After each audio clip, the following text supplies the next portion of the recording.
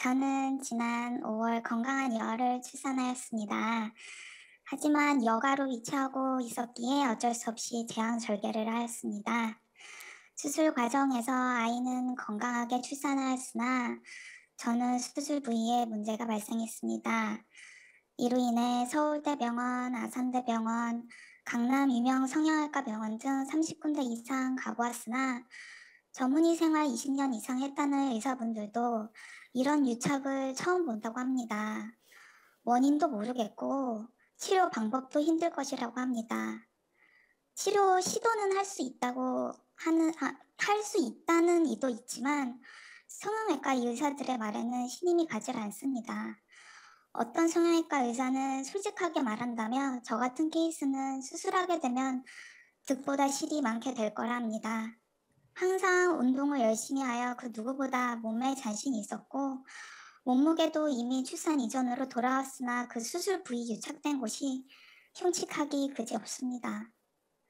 사랑으로 아이를 안아주어야 하는데 수술을 집도한 의사를 탓하기도 하다가 아이가 밉기도 하다가 결혼을 왜 했나 싶기도 합니다. 아직 아이와 남편보다는 제가 먼저라고 생각되기 때문인가 봅니다. 이로 인해 자존감도 많이 무너지고 가해자는 없고 피해자만 있는 느낌이라 화가 많이 나고 억울하기도 합니다. 지금 이 일로 인해 우울증이 너무 심해 신경정신과 치료 중에 있고 현재 하고 있는 일도 잠시 중단하고 있습니다. 법률 스님의 고견 여쭙고 싶습니다. 감사합니다, 스님. 네.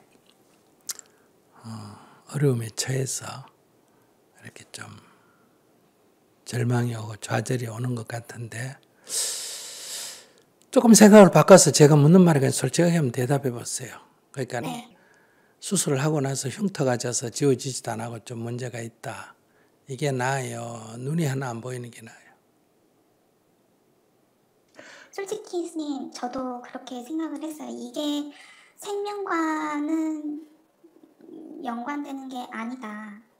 그래서 내 목숨, 아이의 목숨과는 연관되는 게 아니기 때문에 얼마나 감사한 일인가라고 생각을 하면은 스님께서 말씀하신 것처럼 긍정적인 사고로서 좋게 생각을 해야 되는데 단순히 그냥 아이를 낳는데 그 누구에게도 단순히 제왕절개라는 이런 단순한 수술을 하는 과정에서 그 누구도 보지 못한 이런 어처구니 없는 단순한 흉터가 아닌 흉측한 유착이라는 게 발생이 되니 이거는 옷을 입어도 티가 나고 자존감까지 무너지고 예를 들어 가수가 노래를 너무 좋아하는데 목소리에 문제가 생긴 것처럼 차라리 다른 곳에 문제가 있었으면 차라리 제가 팔에 문제가 생겼거나 등에 문제가 생겼거나 했으면 모를 텐데 딱 몸의 중심부에 운동복을 입지도 못할 만큼 너무 매 개인마다 다른 것 같아요, 스님. 저는 운동을 할 때 가장 자신감을 많이 얻고 에너지를 많이 받았는데 매 개인마다 다르잖아요. 어떤 사람은 노래를 부를 때 가장 에너지를 많이 받고 어떤 사람은 운동을 할 때 에너지를 많이 받고 어떤 사람은 달리기 요리를 할 때 에너지를 많이 받고 저는 운동을 할 때 에너지를 많이 받고 그 기운으로 저의 하루를 이끌어가고 저의 일주일, 한 달, 제 인생을 지금까지 이끌어왔는데 이제는 이 운동하는 것 자체, 샤워하는 것조차도 너무 자존감이 떨어지고 수치스러울 정도로 그 부위를 제 스스로가 보지를 못하니 하지만 그 수술은 정말 제가 어떤 그 동네 산부인과 의사에게 물어봐도 어디에서 수술하셨나요?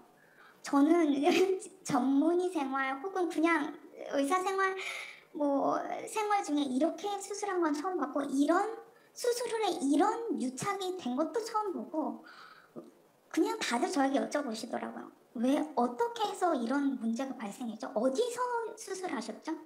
그래서 제가 심지어 서울대병원, 한국에서 가장 유명하다는 대학병원, 강남에 가장 유명하다는 성형외과 다 가봤는데도 말은 똑같아요. 어디서 하셨습니까? 할 수는 있습니다 하는 데도 많더라고요. 하지만 해보기는 하겠습니다. 혹은 이거는 해봤자 안 될 것 같습니다. 그러니 저는 어떻게 마음을 먹어야 될지 모르겠더라고요.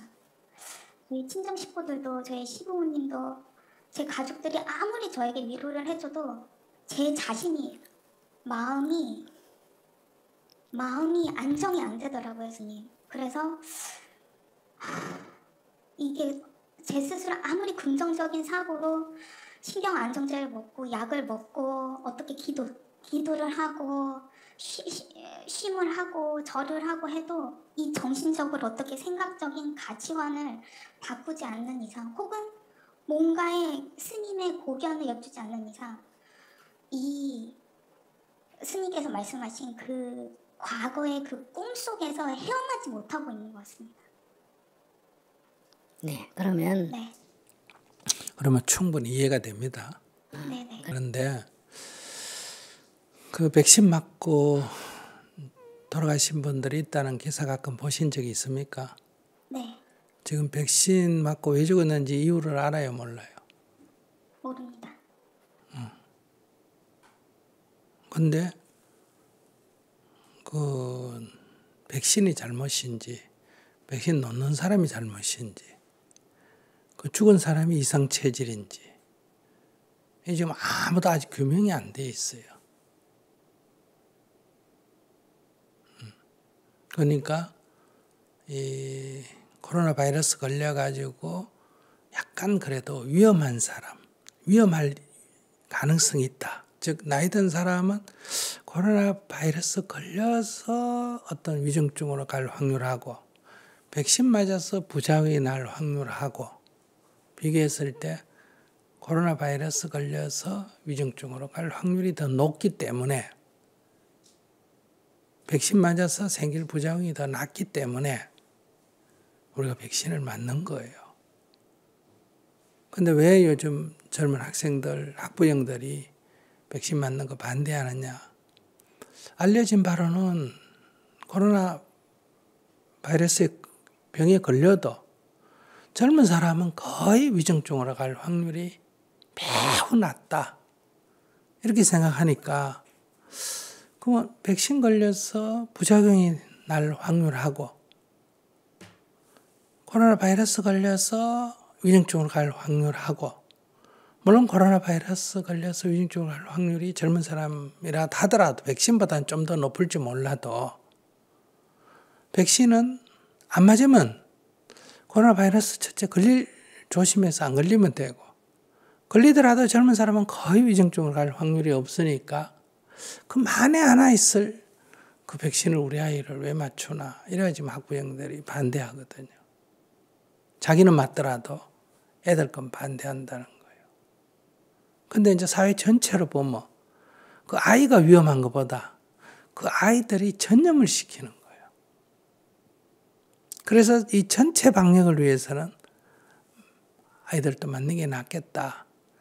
이거는 이제 사회 전체를 보는 사회 지도층이나 방역하는 사람은 그렇게 보지만 아이 개인의 입장에서 보는 부모의 입장에서는 크게 1000만 분의 1이라도 우리 아이에게 위험이 닥치는 거는 안 하겠다. 이래서 이게 지금 저항이 생기는 거란 말이에요. 그러니까 부모는 내가 죽는 거는 받아들이겠는데 내 아이는 안 된다. 이런 것도 있고 아이들은 또 코로나 걸려도 그 위중증으로 갈 확률이 거의 없다. 이런 걸 알게 되면서 이런 일이 지금 발생하고 있다. 외국에는 자기가 부작용 때문에 안 맞겠다 하는 사람이 한 30% 정도 돼요. 아무리 정부가 주사 맞으면 100%를 준다. 막 공무원들 안 맞으면 해고한다. 이래도 안 맞겠다고 버티는 사람이 이 30% 된다. 근데 우리나라는 거의 없어요. 5%도 안 돼. 거의 다 자기는 다 어른들이 맞아요. 근데 아이들에 대해서는 지금 학부형들이 데모를 하고 막 방역 패스 쓰는 거 반대가 하고 이런 일이 생기잖아요. 그러니까 우리가 사는 이 세상에는 여러 가지 우리들의 그 희귀 체질, 소위 말해서 엘러지가 있기 때문에 그 우리는 아직까지 알 수 없는 그런 일이 발생할 수도 있다. 우리는 그런 것이 100만 분의 1이냐, 10만 분의 1이냐, 만 분의 1이냐 이런 위험을 안고 살고 있는 거예요. 그러니까 천하가 다 먹는데 사과를 먹으면 두드러기가 일어나는 게 있잖아요. 저는 고추를 먹으면 땀이 나고 두드러기가 생기고 이런 엘러지가 있어요.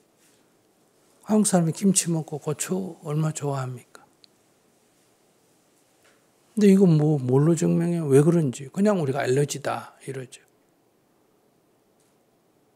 그럼 요즘에 이제 추운 데 있다가 겨울 되면 저는 막 이렇게 두드러기가 생기고 가렵고 그래요. 그것도 의사가 이유를 모르잖아요. 뭘 음식을 먹고 엘러지가 있다 그러면 이제 엘러지 약을 주는데 엘러지 약을 또 먹으면 괜찮은데 그럼 또 위를 버리잖아요. 잠깐 먹는 건 괜찮은데 장기간은 또 먹기가 그렇잖아요. 이 세상에 있는 병이 우리가 다 알고 다 치료할 수 있는 게 아니에요. 마치 우리가 이 안전된 사회에 살지만은 어느 순간 마당에서 넘어져서도 발목이 부러지는 경우가 있고 다치는 게 있는 것처럼 우리는 그런 소수의 위험은 늘 갖고 살고 있다. 그걸 얼마나 줄이느냐가 현재 우리가 할 일이지 그걸 100% 없애는 것은 불가능하다 이 얘기야. 그래서 내가 살다 보면 눈을 다칠 수도 있는데 이것도 물론 중요하지만 그건 안 보이는 거하고 오는 게 더 중요하겠냐. 안 보이는 것도 생명의 지장은 없어요. 그래도 남이 보기에는 내가 불편하는데 어느 게 낫겠냐. 관절을 부딪혀 다쳐가지고 도저히 안 돼서 절단을 하는 경우도 있다. 병원에 가보세요. 온갖 일이 벌어지고 있잖아요. 그럼 그게 낫겠느냐? 좀 보기 위한 흉터가 낫겠느냐? 그 말은 흉터가 있어도 괜찮다가 아니라 이 알 수 없는 일은 우리 삶 속에서 일어나고 그게 무슨 하느님이고 부처님이고 전생 얘기가 아니라 우리가 세상이란 게 그렇다 이거예요. 애를 낳았는데 두 개 머리가 한테 붙어가 태어난 애도 있잖아요. 그 애기 낳는 부모가 누가 그런 애기가 날 거라고 생각을 했어요. 그게 10만 불이든 100만 불의 일이든 그런 일이 이 세상에 일어날 때가 있다. 그럼 우리 그걸 받아들여야지 어떡하겠어요. 그런데 자기가 이게 심한 게 이게 이제 거의 이제 육체적인 것보다는 자기가 정신질환, 정신체계 실효과를 잘 받고 있어요. 발목을 다쳤는데 발목을 다쳤으면 일반인은 어때요? 발을 서는데 조심해야 됩니다. 이러면 조금 손실이 생긴데 축구 선수는 어때요? 차라리 죽는 게 낫겠다 이렇게 될 거 아니에요. 그럼 아주 그 배우가 미모를 갖고 하는 배우가 얼굴에 화상을 입었다. 우리 같은 화상구 좀 해가 수영해 적당하게 살면 되는데 그 사람은 그거 갖고 아마 자살하려고 할 수도 있어. 아까 본인이 말했듯이 노래로 먹고 사는 사람은 목소리에 이상이 생겼다. 우리 같은 목소리 이상, 저는 제 목소리 지금 아니거든요. 기관지에 문제가 생겨가 목소리가 이렇게 탁해졌어. 옛날에 목소리가 쩡쩡하고 맑고 이랬는데. 이제 늘 감기 든 목소리단 말이야. 그러니까 내가 말을 해가, 내용 있는 말을 해가 먹고 사니까, 이렇게 사니까 그렇지. 만약 가수라 그러면 엄청난 타격을 입을 거 아니에요. 그러니까 그게 집착해서 생긴다 이거예요. 집착해서. 자기가 지금 운동을 하고 몸매를 중요시 하니까 그 집착해서 생기는 거예요. 만약에 나 같은 사람이 흉터가 나가 불룩하다. 그게 무슨 아프거나 불편한 게 아니면 우리 같은 사람은 아무 문제가 없어요.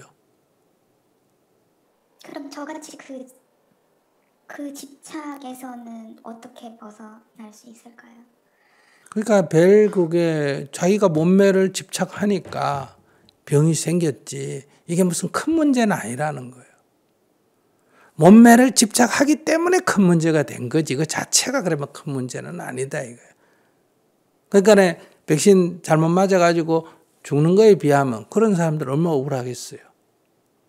그래도 죽는 사람도 있고 자기 가족이 죽는 걸 받아들이지 어떻게 울고불고 난리지만은 받아들여야지 어떡하겠어요. 제가 아시는 분은 우리 교포님인데요. 아주 미국에 성공해요. 부자예요. 나는 뭐 집이 대골 같고 지하에 극장도 있고 막. 그런 분인데 백신을 맞았어. 그것도 근데 맞고 와서 가슴이 좀 답답하다 이래. 그래서 병원에 다시 갔어. 그랬더니 병원에서 뭐 여러 가지로 체크업 해더니 뭐 하루나 이틀 더 기다려 봅시다. 이러고 집으로 돌아왔어. 근데 가족이 저녁을 먹으면서 자기는 숨이 좀 차서 얘기하기가 힘든다. 나 방에 들어가서 먼저 잘게. 그러시라고. 그런데 아침 먹는데 아침을 먹으러 안 나와서 방에 들어가 보니 죽어 있더라는 거예요. 얼마나 기가 차겠어요, 가족들이. 어제 병원에 갔는데 병원에서 뭐 좀 기다려 보자고. 아직 그 정도 갖고는 원인을 잘 모르니까. 그러니까 자기가 이게 의사가 수술을 확실히 무슨 잘못했는지 자기 몸에 이 피부가 수술을 못한다는 게 수술을 하면 흉터가 생겨서 계속 평생 고생하는 그런 피부가 있다는 건 알아요? 몰라요? 이상 피부가 있습니다. 제가 아는 우리 행자님도 여기 다쳤는데 늘 거기 그러니까 이상 피부라서 그걸 해야 돼요. 그러니까 그것 때문에 그런지. 그럼 그게 아니라면 그냥 성형하면 되지. 성형을 못 한다는 거는 뭔가 어려움이 있을 거 아니에요. 그러면 그 의사가 의료사하고 확실히 명백하게 의사가 잘못한 의료사하고라면 뭐 몸매를 못 고치더라도 고소를 해가지고 그 의료 그만큼 무슨 혜택을 받든지 내 몸에 이상이 있다면 그 의사 선생은 아기를 잘 안전하게 했는데 결과가 그래 됐다면 그러면 이제 조사해서 내가 어떤 사람의 실수로 손해봤다면 법에 보장된 어떤 손실을 그러면 찾으면 되고 더 이상 방법이 없다 그러면 그건 인생에서 받아들여야 된다는 거예요. 그만 일이 죽는다 그러면 축구선수가 발 다쳤다고 자살했다고 그러면 가수가 목소리 안 나온다고 자살했다. 뭐 영화배우가 늙었다고 영화배우 중에 그런 사람 많아요. 늙어서 우울증 걸리고 자살하는 사람 늘 인기가 있다고 없다고. 이런 건 다 정신질환이라는 거예요. 육체가 문제가 아니고. 자기가 그 몸매에 너무 신경을 집착을 하니까 그 몸매에 대해서 지금 그런 일이 생기는 거예요. 그러니까 현대의학으로 할 수 있으면 하면 되고 할 수 없으면 그만이지 어떻게 해요. 그래서 그래 울고 불고 애 미워하고 자기는 안에 그러니까 엄마 수준이 안 되는 거예요. 내 몸이 조금 문제가 있어도 옛날에 다 아기 낳다가 의사가 뭐 아기를 살릴 건지 산모를 살릴 건지 결정해라. 이런 경우도 있잖아요. 그러면 아기를 안전하게 낳고 지금 같이 요즘 수술하는 게 아니면 아기가 죽을 수도 있단 말이에요. 아기를 안전하게 살려 내가 죽어야 되는데 의술이 좋으니까 자기 안 죽고 살아난 거 아니에요. 그러니까 자꾸 옛날 생각하면 안 된다. 옛날 생각하면 자기 같은 사람 늙으면 어떡할래? 내 젊을 때 예뻤는데 몸매가 좋아요. 이게 저기 서울역 앞에 노숙자가 다 그렇단 말이에요. 옛날에 내가 사장이었는데 옛날에 내가 잘 나갔는데 그래서 자기는 그런 지금 정신질환의 지금 일종의 증상이다. 그거는 몸이 문제가 아니라 거기에 대한 지나친 집착이 이 현실을 못 받아들이고 지금 이렇게 정신적 혼란을 겪고 있다. 그러면 이제 자기는 이제 뭐 자다가 또 벌떡 일어나가 몸 이거 만져보고 또 화가 나고 애는 그러니까 지금 정신질환이 나타나자 이미 지나간 거 결혼을 왜 했느냐 결혼만 해도 이런 일 없었다 애를 왜 가졌냐 애만 안 가져도 이런 일이 안 생겼겠다 그 얘기하면 뭐예요 이미 지나간 일인데 그런 얘기 한다고 지금 현실을 바꿀 수 있는 게 아니잖아요 이미 다 일어나 버린 일인데 내가 지금 나이가 70이 됐는데 내가 40만 됐으면 내가 20만 됐으면 그런 얘기 하면 뭐 하냐는 거예요. 그 자기 괴롭히는 것밖에 더 없냐는 거예요. 그런 얘기 하면서. 그러니까 동정 받으려지 말고 정신 좀 차려야 돼요. 아이가 건강하면 다행이다. 뭐 흉터 없는 것보다는 못하지만은 그래도 안 죽고 사는 것만 해도 다행이다. 이렇게 자기 긍정 속에서 이 몸매를 가지고 이런 흉터를 가지고 눈이 안 보이면 눈 하나 그래도 두 개 다 안 보이는 것보다 하나라도 보이니 다행이다. 두 다리 다 못 쓰는 것보다는 그래도 한 다리라도 있는 게 다행이다. 이렇게 인생을 밝게 살아가야 될 거 아니에요. 그렇게 살 건지 그냥 축구 못할 바에 죽는 게 낫겠다. 노래 못 부를 바에 죽는 게 낫겠다. 이렇게 하고 그냥 자살하면 그건 다리 때문에 자살한 거다. 그 목소리 때문에 자살한 거다 아니고 정신질환 때문에 자살한 거다. 과도한 집착 때문에 자살한 거다. 평가가 이렇게 돼요.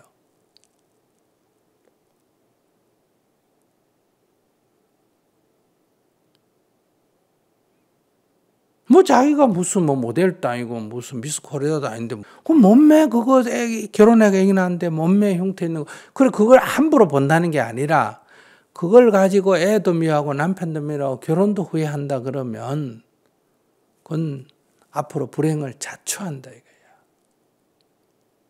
우리는 과거를 돌이킬 수가 없습니다. 이미 지나가 버린 건 회복할 수가 없어요. 과거로 우리는 돌아가는 게 아니라 앞으로 어떻게 살 거냐만 계속 남은 거야. 앞으로 어떻게 살 거냐. 눈이 안 보이는 상태로 나는 행복하게 살 수 있다. 다리가 하나 없어도 행복하게 살 수 있다. 몸에 흉터가 있어도 난 행복하게 살 수 있다. 몸이 뚱뚱해도 난 행복하게 살 수 있다. 자기 나중에 이제 이래가지고 많이 몸이 뚱뚱해졌다. 40, 50 넘어가 이래 되면 이제 어떻게 하려고 그래. 그러면 또 이제 무슨 수술을 해가지고 뭐 지방을 빼내니 무슨 또 살 빼는 약을 먹니 난릴 거 아니에요. 변화된 거를 받아들여야 되는 거예요. 그러니까 이걸 계기로 해서 자기 삶에서 주어진 것, 내가 선택한 게 아니라 주어진 거는 수용을 하는. 그래도 그나마 이 정도라서 다행이다. 합리화하는 게 아니라 방법이 없다는 거예요. 그거 빼고 다른 방법이. 내가 더 행복하게 살 수 있는 방법이 없다는 거예요.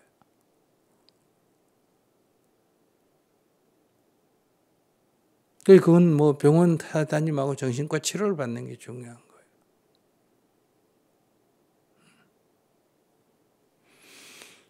지금 그렇게 심하면 집착이 강하면 이게 신체적인 문제로 정신과 치료를 받는 사람은 약을 먹으면 되는데 지금 약을 먹으면 약간 도움은 되지 이 집착을 못 내려놓으면 자기는 정신과 치료 효과도 별로 없습니다.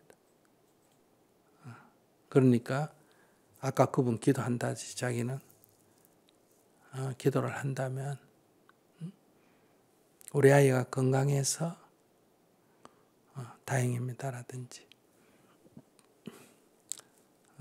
지금 삶에 자기가 만족하는 자세를 가져야 된다. 그래도 내가 조금 몸매가 그랬지만 그래도 우리 아이가 건강해서 다행이다. 자기 억울하다고 그러는데 애는 얼마나 억울하겠어요. 애가 뭐 엄마를 어떻게 했는데 엄마로부터 자기가 엄마 흉터 났다고 애가 미움을 받고 살아야 돼요.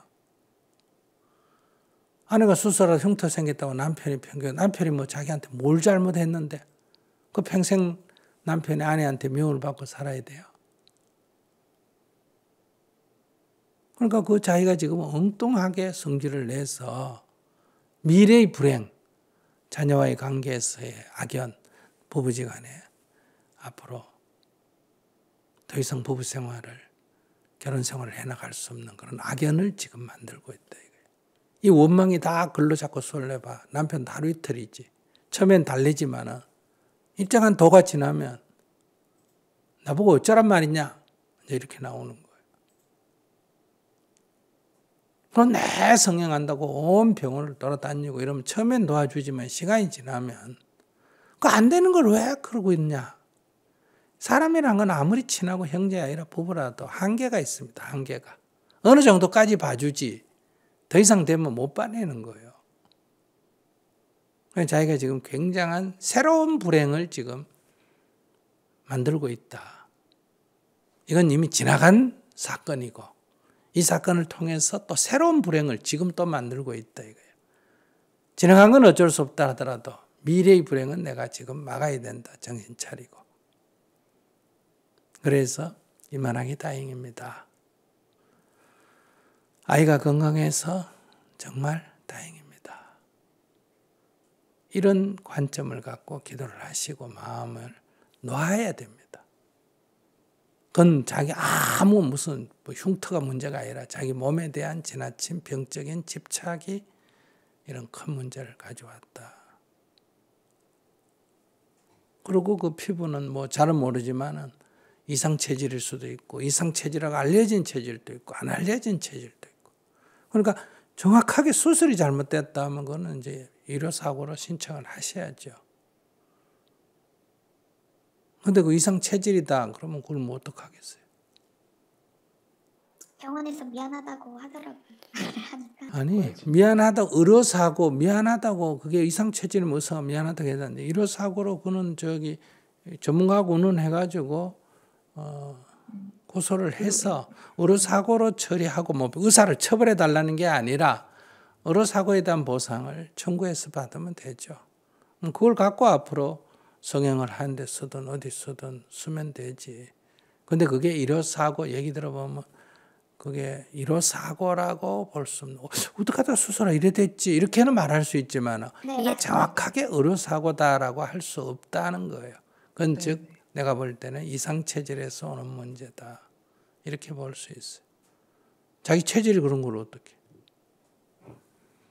그렇게 받아들이고 그거는 전문가하고 의논을 해보고 의료 전문가하고 의논해보면 이게 수술을 잘못해서 생긴 문제면 재수술을 하면 되는데 그 유명한 사람들이 다 수술을 못한다 하는 거는 이거는 단순히 의료의 잘못이라고는 볼 수가 없지 않을까. 얘기를 들어보니 그런 생각이 드니까 그거는 의료사고로 신청을 해보면 전문가들이 판단을 하겠죠. 네. 네. 참 가슴 아픈 일입니다. 살다 보면 이렇게 예기치 못한 일이 생기고 우리 늘 과거를 기준으로 해서 지금의 나의 불행을 항상 생각하거든요. 근데 여러분들 일어나 버린 일은 내려놓는 수밖에 없습니다. 그리고 이게 의료사고다 하면 지금 법적인 조치를 취해서 보상을 받는 길이 있지. 돈 갖고 해결이 되나? 이런다고 안 돼요. 죽은 사람도 지금 많잖아요. 죽어도 해결할 방법은 그것을 가지고 보장된 법에 의해서 일정한 재정적인 지원을 받는 것 빼고 아무 달리 대안이 없어요. 어떻게 사람이 아들이 죽었는데 돈을 갖고 그게 보상이 되겠어요? 부모 입장에서. 그래도 다른 대안이 없다는 거예요. 다른 대안이. 인생사에서.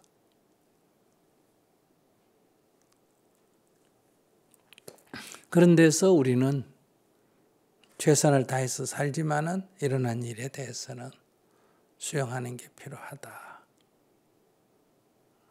그렇지 않으면 미래의 인생이 괴로워진다. 과거로 인해서 미래가 불행해진다. 이걸 부처님은 뭐라 그랬어요? 제1의 화살을 맞을지언정 제2의 화살은 맞지 말라. 이렇게 말씀하셨어요. 비유를 들어서.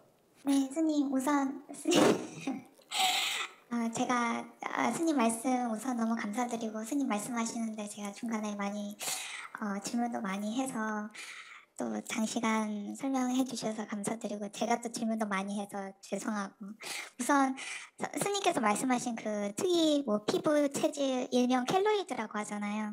우선 저는 켈로이드 피부는 아니고 뭐 제가 보려고 한 건 아닌데 뭐 유튜브 지금 라이브 뭐 지금 댓글 보니 뭐 켈로이드 별거 아니다 근데 저는 켈로이드는 아니고 심각한 유착 즉 첫 번째 그 손 들고 말씀해 주신 그분 말씀처럼 이렇게 유착 쑥 들어가고 나오고 이런 거라서 켈로이드와는 전혀 다른 건데 우선 스님께서 말씀해 주신 거 그리고 지금 여기 질문 여기 손 들고 말씀해 주신 분들처럼 뭔가 집착하는 거에서 벗어나고 첫 번째 화살은 맞았지만 두 번째 화살을 피하고 그리고 이걸로 인해서 제가 더 다른 화를 제가 더 이끄는 거 만드는 것 같아요. 제가 이미 일어난 일로 인해서 다른 화를 재창조해낸다고 할까요? 그래서 이미 어쩔 수 없이 일어난 일은 일이고 긍정적인 사고로 받아들이고 아이는 사랑하는 마음으로 안고 신랑한테는 항상 감사한 마음으로 정말 저는 신랑한테 그리고 저희 가족 시댁 어르신 친정 어르신 그리고 제 주위에 있는 모든 분들께 감사해야 돼요. 제가 정말 많이 힘들 때 제가 정신 못 차릴 때 정말 아무도 정말 제 주위에 있는 모든 분들이 정말 많이 응원해 주시고 그리고 특히 제가 이렇게 우연히 유튜브 채널을 통해서 법륜 스님 알게 됐는데 눈 뜨자마자 항상 스님 말씀 들으면서 제가 침대 속에서 못 나올 때 스님 말씀 들으면서 제가 정신 차릴 수 있게 했고 이렇게 스님하고 제가 1대1로 대화할 수 있을 거라고는 상상도 못했는데 이렇게 오늘 장시간 이렇게 대화하면서 제가 많이 어리석음 속에 갇혀 있었는데 많은 분들의 응원과 그리고 스님의 말씀을 통해서 제가 아직 많이 엄마가 되기에는 아직 많이 부족한 것 같아요. 좀 더 성숙한 엄마가 되기 위해서 아이가 너무 건강하고 너무 예쁜데 더 성숙하고 지혜로운 엄마가 될 수 있도록 더 기도하고 공부하고 바른 마음가짐으로 살아야 될 것 같습니다. 스님 감사합니다. 네. 감사합니다 모든 분들. 네. 박수로 격려해 주세요. 소리는 안 나지만. 네, 감사합니다.